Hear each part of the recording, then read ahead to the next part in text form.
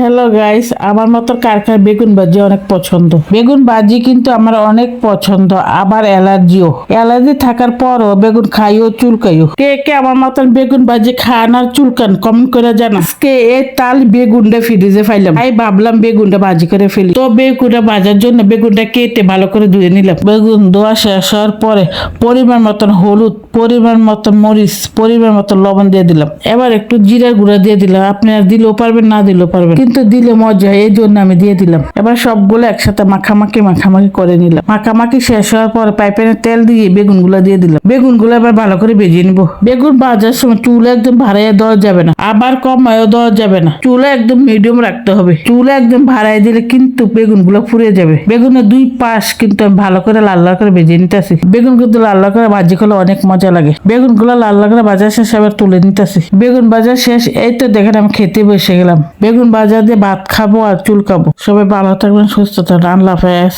Good night.